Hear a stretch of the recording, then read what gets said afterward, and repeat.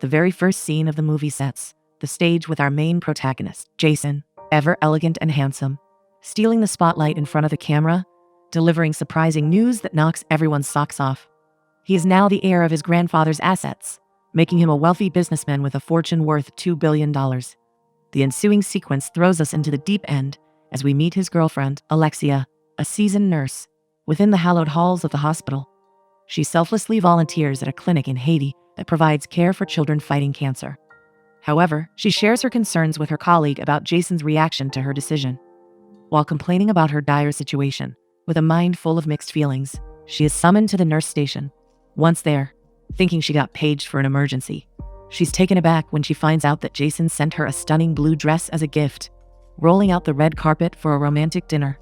Later that night, dressed to the nines in front of a luxurious building, we catch sight of Jason waiting impatiently for his beloved Alexia. Little does Alexia know, the best is yet to come. Upon her arrival, Jason welcomes her, praising her beauty as they share a passionate kiss before crossing the threshold into the restaurant. Ever the gentleman, Jason goes the extra mile, preparing all of Alexia's favorite meals, much to her delight. While expressing her appreciation for Jason's kind gestures and endless efforts to make her happy, soft music joins the scene, their special song prompting Jason to invite her for a dance to remember. While swaying with the music, sharing their devotion towards each other, Jason pours out his heart, confessing that since Alexia stepped into his life, he has been on cloud nine. Her beautiful eyes and her breathtaking smile are all he thinks about. She has cast a spell on him, body and soul. Alexia, on the other hand, with a serious tone, informs him that she has something important to share, but Jason asks her to hold her horses, letting him finish first. He takes a ring box out of his pocket, proposing to Alexia, wishing to tie the knot and spend the rest of his life beside her. A remarkable scene that will be etched in stone in their minds. Much to their dismay, and in an unexpected turn of events, their unique moment is thrown a curveball by a man delivering a court order, demanding Jason attend the court hearing hastily. After checking the lawsuit against him, he learns that his family is accusing him of playing fast and loose with a fiduciary trust in the handling of Red's foundation. Apologizing to Alexia for putting a damper on the moment, he plants a kiss on her cheek and departs immediately to deal with this unforeseen struggle, leaving Alexia in a state of confusion and bewilderment. The following scene takes us inside the walls of the court, where we find Jason and his uncle undergoing the court proceedings.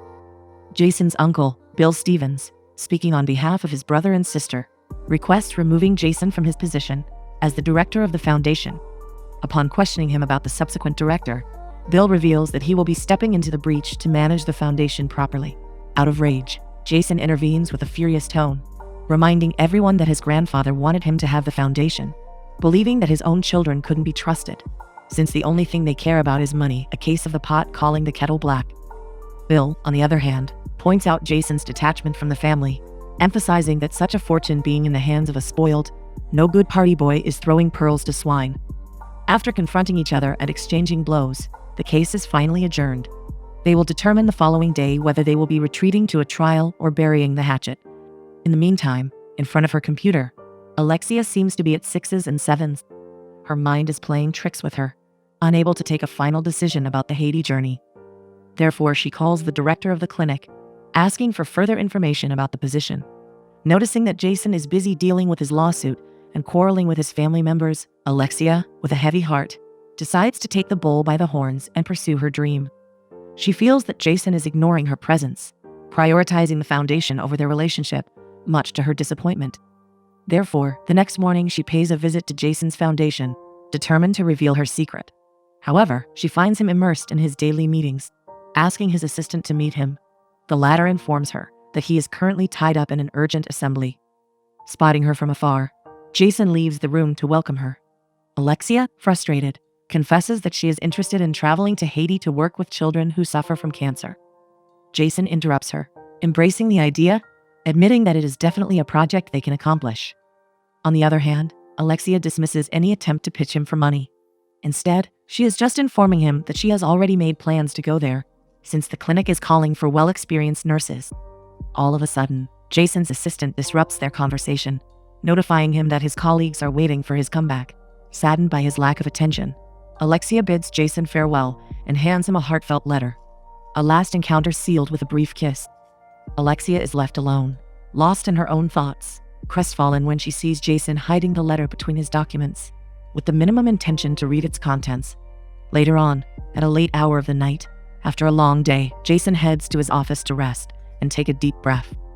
While sorting through his papers, he spots Alexia's letter. Curiosity piqued, he opens it immediately.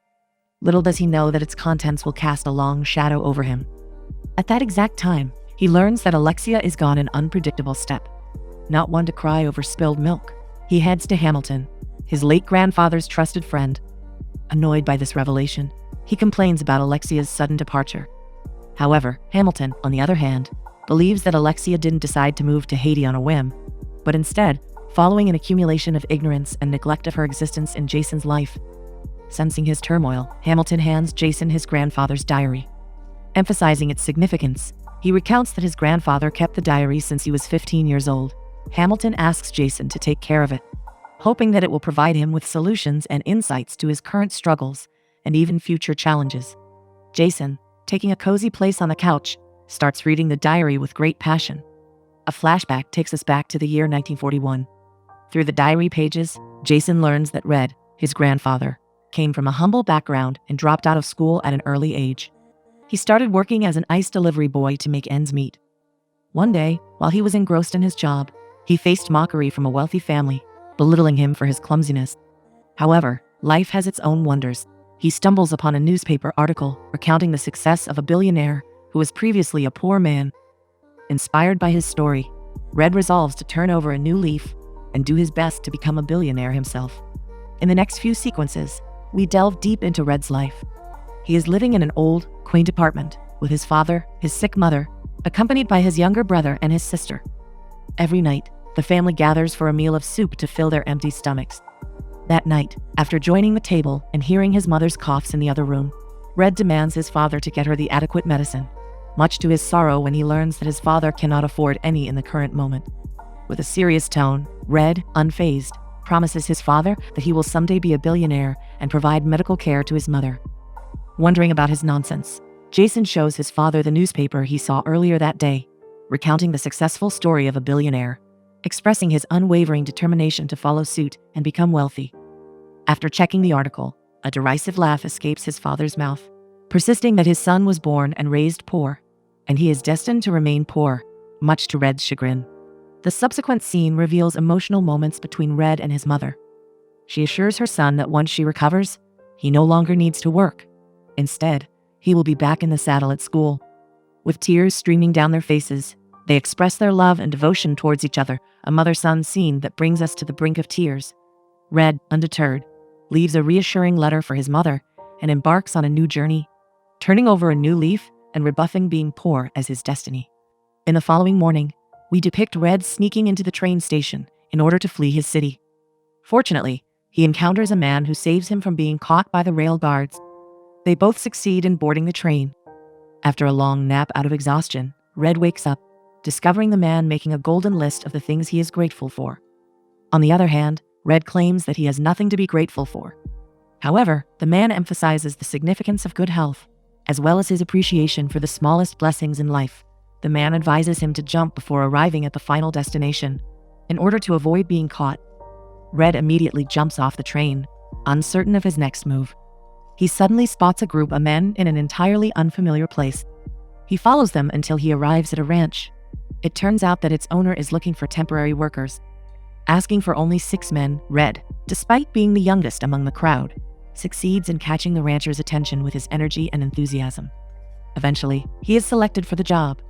With 5 other workers, Red gets on the truck, ready for a new path full of surprises. Shortly after, we depict him working under the sun with no prior experience. He finds himself in deep water with tasks he has never been assigned to do, eliciting mockery from his colleague. While putting all of his efforts into finishing his job, Gus, one of his co-workers, in a kind gesture, gives him water to refresh himself. At this point, we can sense a friendship on the way. Red questions Gus's knowledge of the ranch, much to his surprise when he learns that Gus previously owned a ranch, but lost it following the bank's foreclosure. However, determined, Gus pledges to regain ownership of his ranch, come hell or high water. Red, sharing his aspiration to be a billionaire, prompts Gus to suggest going to California, where more job opportunities are available, a suggestion that plants a seed in Red's mind. Later that night, while Gus and the other colleagues are enjoying playing cards, we find Red burning the midnight oil, consumed by a relentless pursuit, finding appropriate ways to amass wealth at a faster pace. Yearning to break the chains of labor-intensive jobs as he grows older, we can sense his thirst for success. Therefore, he leaves the cottage and rushes to the rancher, seeking counsel. He addresses him politely, questioning the key to achievement. The rancher invites him to sit, emphasizing that success isn't a piece of cake and takes a lot of things working simultaneously. He admits that leadership and self-sufficiency are the main factors in making one's mark. Red acknowledges the need to look beyond his daily earnings and approaches the rancher with a new proposition, wondering whether the completion of the tasks ahead of schedule would result in cost savings. The rancher gives the green light to his idea of reducing expenses. Motivated by this new insight, Red makes a deal with the rancher. If he manages to finish the assigned tasks a day ahead of schedule, he will receive a share of the cost savings. Much to his delight when the rancher agrees. The following morning, once awake, with Red nowhere to be found, the workers assume that he has flown the coop before finishing the fences. However, when they reach the field, they are startled to find Red working seamlessly since 3 in the morning. Red believes that the early bird catches the worm as soon as they finish the fence. The sooner they will get paid. One of his colleagues wonders why they would want to cut off their noses to spite their faces by losing another day at work. Red, wise as ever, reveals that they are not getting paid by the day instead. Their boss is paying them for the finished work. Suggesting to work in 2 groups of 3, they all put their shoulders to the wheel to complete the task. Working in a synchronized manner, as if on a production line under the leadership of Red, at the end of the day, they succeed in completing their work a day earlier. Fulfilling his promise, the rancher rewards Red with a higher wage, commending him for cutting the mustard. Thoughtful as ever, Red heads to town to send money to his ailing mother. In the heart of the city, he crosses paths with a rich man, dressed to the nines with an expensive customized belt. The man, with curiosity piqued, questions Red's journey to California. Red shares his dreams of fortune, but the man advises him to hit the dirt in Texas, where opportunities are as vast as the sky. At that moment, Red has an epiphany. Oil projects could be his golden goose. As Red wanders the streets, lost in thought over the man's words, he spots a vision of loveliness at a shop door. Their eyes lock in a deafening silence, igniting a spark. Hannah, with a gift of gab, greets him and invites him to a dance party. Red, his heart in his mouth, accepts, swept off his feet by her charm. The scene shifts to the party's hustle and bustle, with teens cutting a rug to the lively tunes. Red makes his entrance, dressed up in a white shirt, turning heads as he goes. Hannah, on the other side, adorns a gorgeous dress, catching attention from afar. Red approaches her, willing to share a dance together, much to their annoyance when Gus cuts in, grabbing Hannah's hand, leading them to the dance floor.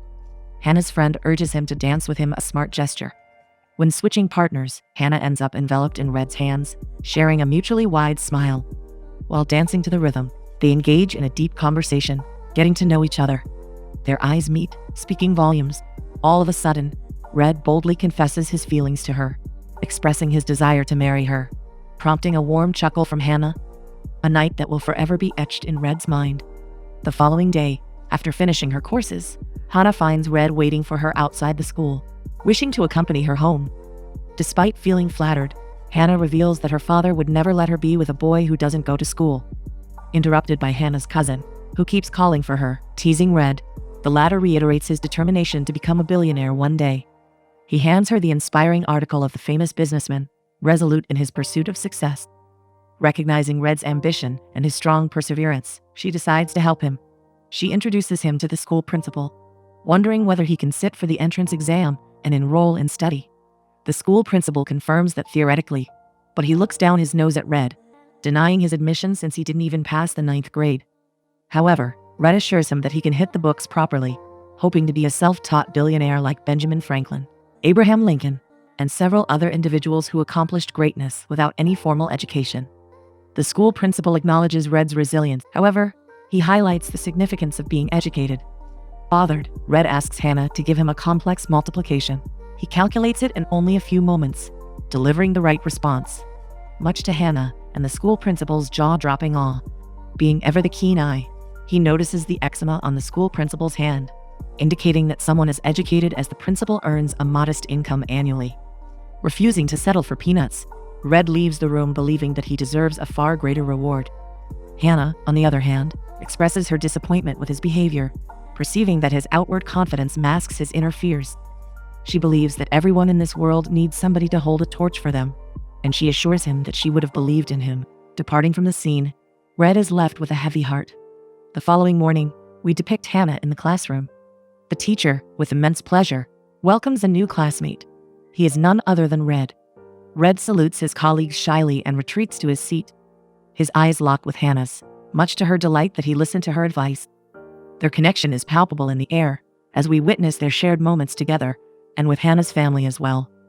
In the late hours of the night, we find Red hitting the books, studying hard to pass his exams. To motivate himself, he attaches his picture of Hannah to the wall, a beacon of hope. In the next few moments, we catch sight of their blossoming relationship, until one day Red decides to bite the bullet and proposes to Hannah, giving her a promise ring. Hannah joyfully puts the ring on her finger, and they both share a passionate, long-awaited kiss. Following this, one day, while they are enjoying their time together at a cafe, promising each other a serene and cheerful life, a man storms the place delivering shocking news. The war has erupted following the Japanese attack on Pearl Harbor. People's countenances shift to a gloomy demeanor as they absorb the gravity of the situation. Stemming from his strong sense of duty to defend his country, Red decides to join the ranks. Incapable of facing Hannah, he musters every ounce of his courage to tell her on the eve of his departure. Hannah, unable to fathom how he was admitted due to his tender years, listens as Red confesses that he pulled the wool over their eyes about his age. He believes that fighting for oneself and one's country is the crucible that will forge him into a man. Hannah, feeling betrayed, accuses him of looking out for number one, focusing solely on himself, and neglecting the depth of their relationship. But Red, unfazed, insists he will march into battle, come hell or high water, prompting Hannah to throw the promise ring at him, declaring she won't sit on the fence awaiting his return. With tears streaming down her face, she bids him a distant farewell. Yet moments later, Red returns, and they fall into a passionate embrace that speaks volumes. Hannah vows to wait for him, sealing their promise with affectionate kisses. A flashback takes us to 1943 in Italy, where the war rages. An officer assigns a petrified recruit to deliver a message to the front lines. Sensing his hesitancy, Red steps in, grabs the letter, and rushes towards the front fearlessly. Running through the trees with the non-stop sound of gunfire and explosions, he finds cover in a foxhole, where he unexpectedly meets Gus. After a brief conversation between the two, annoyed by ending up at the same place, next to each other once again, Red presses onward with all of his might, dodging bullets, narrowly avoiding a cannonball. Gus, witnessing the scene, decides to intervene and save Red. He demands his teammates to hold the fort as he bravely rushes to Red's aid. Putting his neck on the line to save his friend's life, Gus succeeds in taking Red out of the war zone. The years roll on, and we find ourselves back in Texas in 1955, where Red has become an oil driller.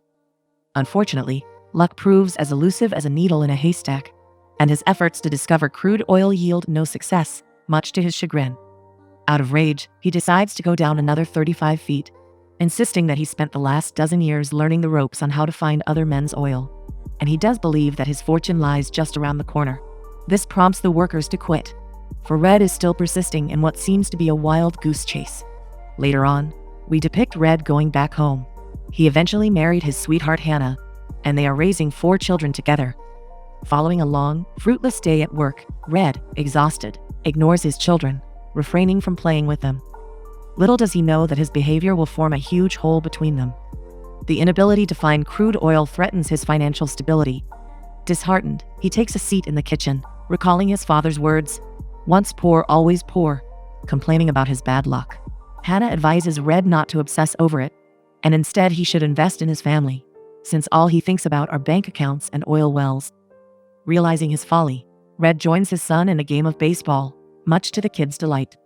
He asks his father politely to teach him the curvy ball, but Red denies any knowledge of it, prompting his son to seek the aid of an expert instead, sparking a genuine idea in Red's mind. Inspired by his son's words, Red decides to throw caution to the wind and hires a seasoned geologist to help him locate the crude oil.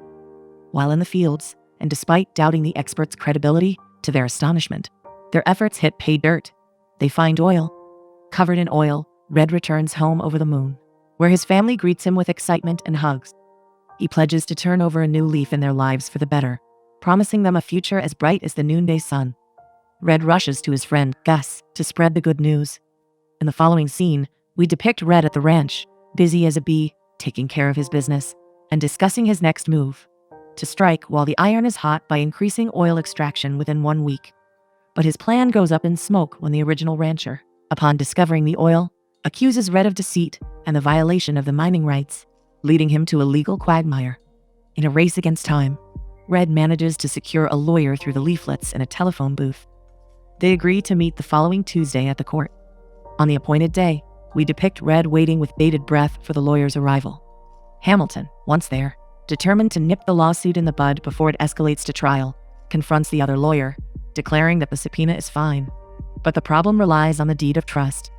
He reveals that the deed was recorded exactly 2 years and 2 months ago, and according to Texas law, the statute of limitation on mineral rights disputes is only 2 years, a revelation that takes the wind out of the sails of the opposing lawyer, who leaves the court defeated, confessing his unfamiliarity with mining rights since he specializes in divorces.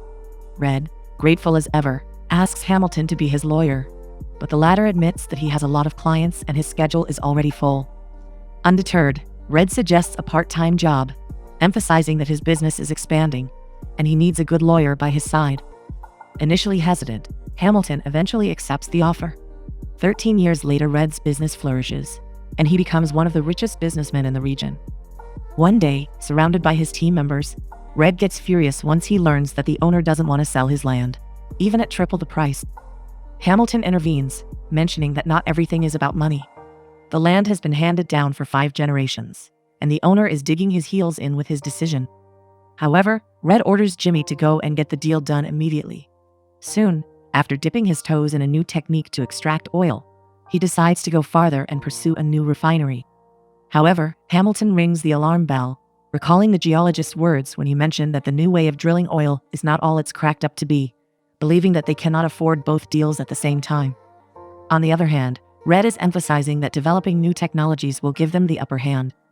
Hamilton, skeptical, hopes that they are not flying too close to the sun. Before departing, he reminds Red that Christmas is around the corner, urging him to stop and spend some time with his family. But Red, ever the mule, insists on getting both deals. Later that night, we find Hannah, accompanied by her 4 children, gathering around the dinner table. Once Red walks in, his children approach him only to ask for money before leaving. There is no love lost between them, prompting Hannah's rage, accusing him of prioritizing his career over his family. Ignoring her words, Red informs her that he has a meeting to purchase the Tulsa refinery, assuring her that he should be home before Christmas, then departs from the room, leaving her flabbergasted by his cold shoulder, driving a wedge between them. In the scene that follows, we find ourselves amidst the contract negotiations. While discussing the deal, Red questions whether the owner agreed on selling the refinery, but the latter is still sitting on the fence, much to Red's rage. Red's arrogance emerges on the surface, causing problems. He reveals that there is no other buyer except him, turning the screws on the owner to speed things up and accept the offer on the table. However, the owner accuses Red of being rude, self-serving, and greedy, yet he assures that he will mull over the proposal and will get back to him at the drop of a hat. Red, on the other hand, reveals that the refinery is still licking its wounds following the costly explosion at the plant 18 months ago, highlighting that his profits are in the red by 22% from last quarter, a revelation that makes the owner furious. Instead of going back home, Red seeks refuge in a nearby hotel, twiddling his thumbs as he awaits the seller's decision. In the following days, we catch sight of Red and his companion Hamilton, sharing meals, playing cards together, and watching television, wasting time, anticipating the owner's final decision. One night, Hamilton pays a visit to Red's room, wondering whether he considers him a friend, which Red confirms without batting an eye. Hamilton asks him to make tracks for home immediately for Christmas Eve. He advises him to put his family first, much to his disappointment, when Red turns a deaf ear to his suggestion and expresses his determination to obtain the refinery. On the other hand, Hamilton informs him that he will head for the hills to spend Christmas with his family, a sacred tradition. Left alone, Red spends Christmas by himself, stuck in a rut between 4 walls. Luckily, his persistence pays off when the other party finally sends the signed contract. Not wasting a second, he heads to the airport to fly back home. While in the departure lounge, an article in the newspaper captures his attention. Panhandle Gas and Oil is now a $1 billion operation, to his deep contentment. The dream that he has always yearned for finally came true. However, we can sense a tide of melancholy washing over him. He is left alone with no one to share this news with. He retreats to his diary, inking in letters of gold that day. All of a sudden, one of the airport assistants approaches him with a phone call. Hannah delivers him gut-wrenching news. Hamilton has been in a car accident, and the doctors said that he has severe internal damage, including both of his kidneys. With eyes brimming with tears, Red walks into Hamilton's chamber, confessing that he owes him everything he got. This unfortunate event opens his eyes to the harsh realities of life. It comes to his realization that, in his relentless pursuit of wealth, he has thrown away what truly matters: his family. After checking Hamilton's blood type and ensuring compatibility, he immediately decides to go the extra mile for his friend, ensuring his well-being. Waking up next to each other in the hospital, Hamilton learns that Red donated him his kidney. True friendship never ceases to amaze. Later that night, Red confesses, with a sad tone, that he traded everything that was important to him for becoming a billionaire. Yet he ended up feeling alone, with no one to share his success and delight. However, Hamilton encourages him to start over. Money has always been his dream, but his family is his only legacy. Blood is thicker than water, he reminds Red, emphasizing the importance of family ties over material wealth. In the following sequence, we join the whole family gathered in the salon for an immense revelation to deliver. Red, with a regretful countenance, apologizes to his children for neglecting them for over 2 decades, admitting that he learned a lot of lessons along the way. He shares his intention, along with Hannah, to use their profits for a charitable project. Charity begins at home, he states, expressing his desire to start his philanthropy with his own family, objecting to his father's prompt and unwise decision. His son blames him for giving their funds to the poor, while they are left with nothing. However, Red decides to give his children each $10,000, urging them to invest the money in helping others. He highlights the impermanence of wealth and the lasting impact of kindness. However, his children don't seem to care much about their father's words and depart immediately, leaving their parents disappointed, hoping that someday their hearts will change. Much to Red and Hannah's astonishment, his second son Jason comes back announcing donating his money for the foundation. Taking him into a tight embrace, Red could not be prouder. The apple doesn't fall far from the tree, he thinks to himself, proud of Jason's decision.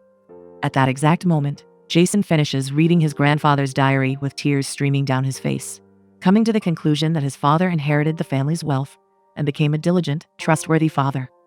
Finally, Jason learns the hard way that the intangible legacy of family surpasses any material riches. Hamilton, ever wise and considerate, urges him to forget about the trial and go find his special someone and fix his relationship. He delegates his family matters to Hamilton and sets out on a journey to Haiti to find his beloved Alexia. After reaching her, their eyes meet, conveying volumes of emotions without a single word. Questioning about the foundation, Alexia learns that Jason decided to take a break from work, believing that the foundation won't fall apart with Hamilton in charge. He apologizes for prioritizing his career over her. He admits that he dropped the ball, but is determined to mend his bond with Alexia. He confesses that life's greatest fortunes are those closest to us. Indeed, Alexia is his pot of gold. On a bent knee, Jason proposes to Alexia, much to her delight. In the movie's final curtain, we witness the happy couple at the altar, tying the knot and pledging to love and protect each other under any circumstances. Sharing a longing kiss, we bid farewell to a touching tale, with the realization that family, love, friendship, and giving back to others are the salt of the earth, the most valuable aspects of life.